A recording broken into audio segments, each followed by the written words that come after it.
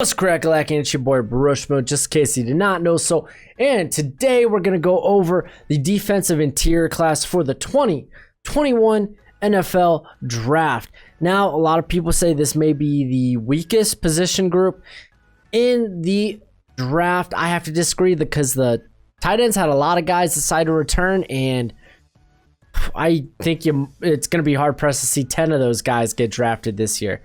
But there are some potential studs, potential gems in this defensive interior class.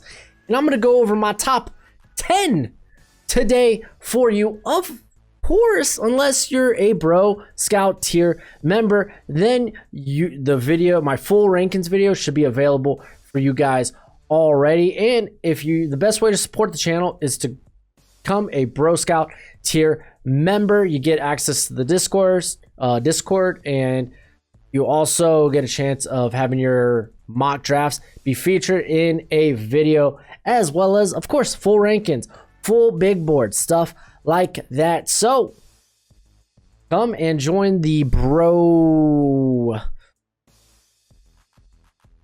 Army, Bro Nation, Bro Continent, something like that. I haven't found out a creative way of saying that, but regardless, is what it is. Tight ends should be available today as well if you want to check that out. And then things get real fun tomorrow as we're going to go through safety and offensive tackle. But let's go ahead. Let's start our list off with Christian Barmore at Alabama. He is, I think, undisputedly the top tackle in this class. He's just got high-end play, and he's showed it in some big games, especially in the playoffs against Notre Dame. He totally obliterated a very good, might be the best line in college football last year in the Fighting Irish. And then he also did it to Ohio State. Granted, Wyatt Davis did leave the game, and that's when he really popped off, but neither here or there. He's ideal B-gap 3-tech type of defender. Great length with power and huge athletic upside. Remember in 2019, he really dominated in a rotation role. He had an over 20% win rate and pressure rate. And, I mean, he's got a rare bend for an interior player. High pass rush win rate this year as well.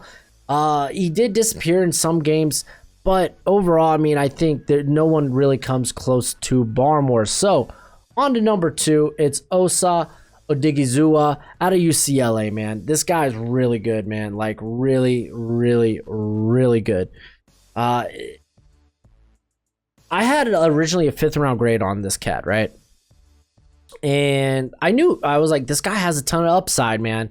It's just we haven't really been able to show it. And I think part of that might have been he was really limited by UCLA's scheme, as they were really run contained first. And then his Senior Bowl, he just showed out. He had one of the highest win rates of any of the interior players.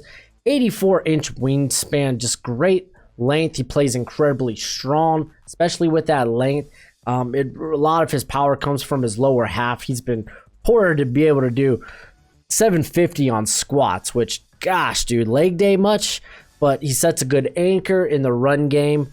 One of the things I noticed at UCLA that he would have a hard time finding the ball, but I think that's because he was always so focused on the quarterback. So in the Pac-12, in college football in general, running a lot of read option, I think really kind of played to that he'd constantly go after the quarterback. So this guy gets after the quarterback, man. He was lighting up the Senior Bowl in one-on-one drills, and he would constantly finish again towards the quarterback. Never took his eyes off where the quarterback was.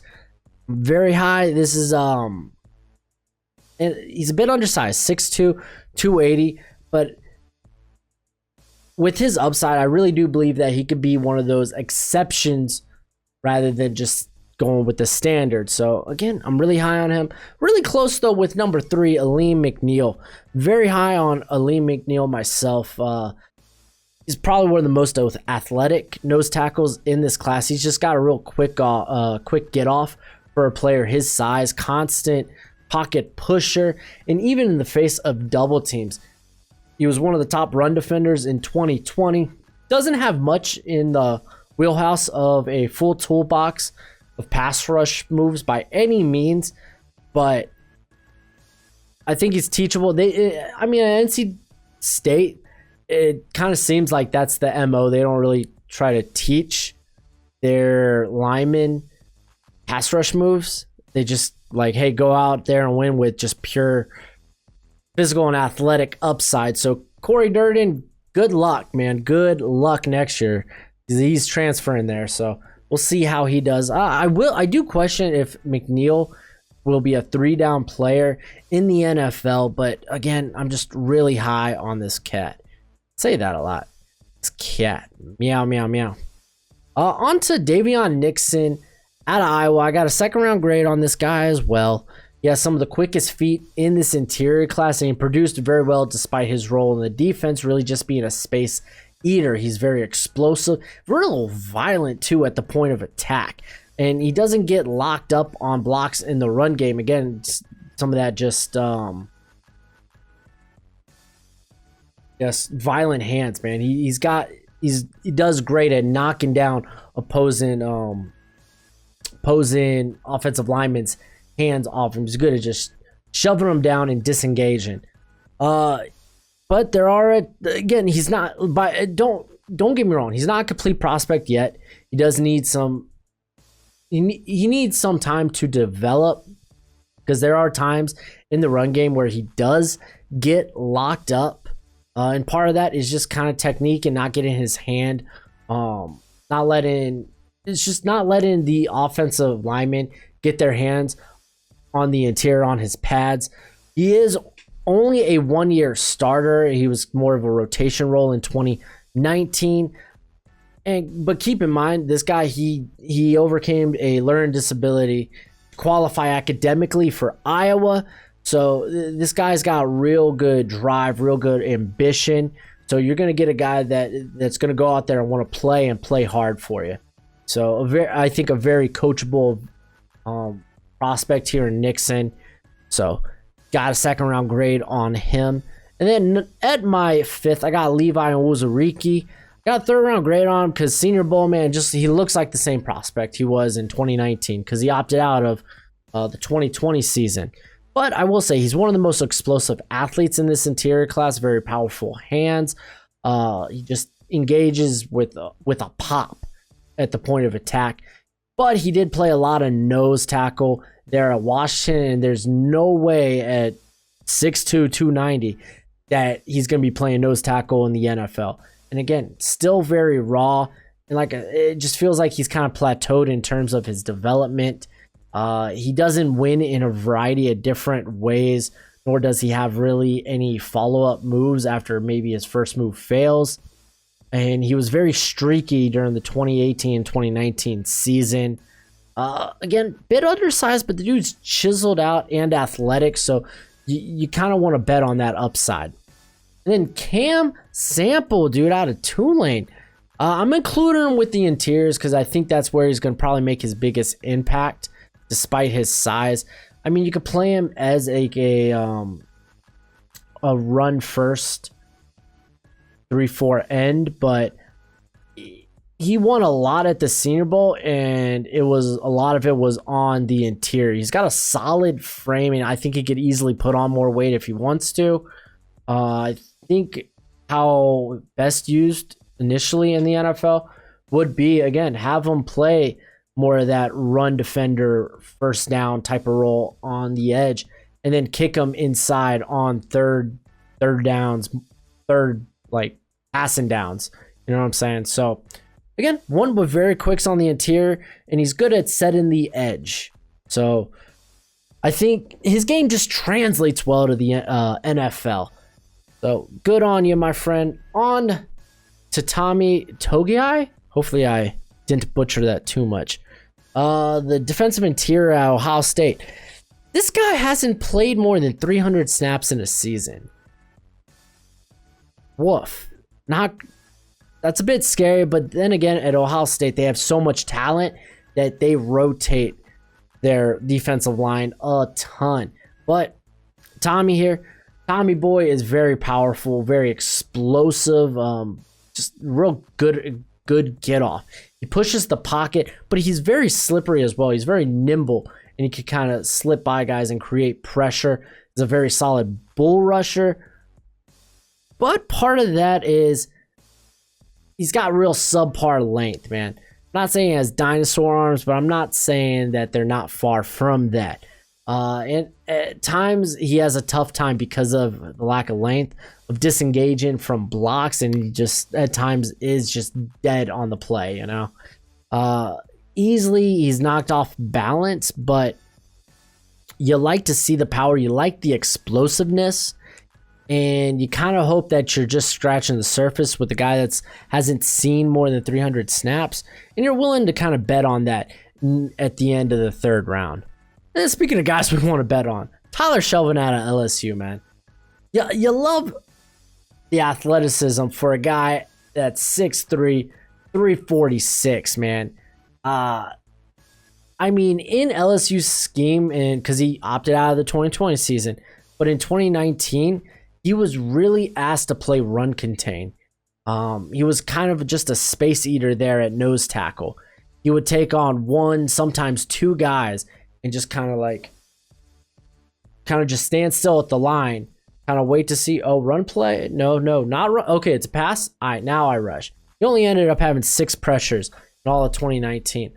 But with the dude that's like this athletic for 346, very quick first step,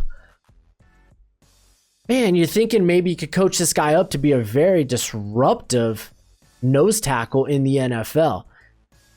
He was only a one-year starter there in 2019, and he does have a notable record of weight issues, weight concerns throughout college and even in high school.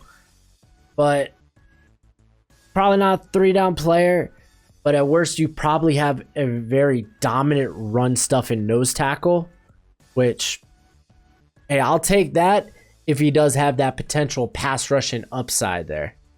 And then we go to the 4th round. My first 4th rounder here, my first day 3 is Marlin Tuipulotu out of USC. He had essentially the year that Jay Tufele really needed to have. Instead, he decided to opt out, and now I got him further down my list. But Tuipulotu, man, by no means, he's not the same type of athlete that Tufele is, but he's way more powerful. Just from his build and very powerful hands as well. He's got he took a really big step forward in terms of becoming a pass rusher this season, but granted, being a shortened season, it was on a limited sample size. He has some of the best hand placement you'll find from the interiors in this class. And you know what? At the very least, you're getting a very solid run defender. He's proved that with 3 seasons of production. But it was 2020 where he really emerged as a disruptor in the passing games. Oh, you kind of hope that may translate later on. So he's a dude that I've been very high on this season. And then I got Marvin Wilson, man. He took kind of a tumble. And it's just, I have so many questions and concerns about Marvin Wilson. I really don't feel good about taking him until, like, I think I'd be willing to take a late 3rd round flyer on him, but I'm not quite sure, because like part of me wants to believe that 2018 and 2019 was Marvin Wilson, because the dude was extremely powerful. He actually has a very solid bag of pass rush moves and uses good combos, plays in control. He's never off balance. But 2020 was just such a big step down compared to 2018 and 2019. I mean, he had dealt with, I believe it was a hand injury in 2019. Then he also had the knee injury this season that cost him in the first day of practice there at the Senior Bowl. And you kind of wonder, will injuries catch up to this cat? Because by no means did he look like the same player in 2020. And you kind of question, is he a 3-down player, because he really slowed down the stretch for Florida State in 2019. Just because I am assuming he wasn't used to playing as many snaps as he did. So there are a few concerns, but man, I really do hope that he is that 2019, that 2018 player we saw. because I am a big fan of his game. I'm a big fan of his how he plays. But man, the injuries and then the 2020 play, just it concerns me too much to be willing to take a shot on day 2 on Marvin Wilson. But I still think he's a phenomenal prospect. But that's it for the video. Of course, unless you were a part of the Bro Scout tier, then you're gonna get, how many other prospects do I have? I got 29 in total prospects for the interior. So, hey, you want to get in on the fun? Go ahead and become a Bro tier scout. But until next time, you be easy, my friends. Later.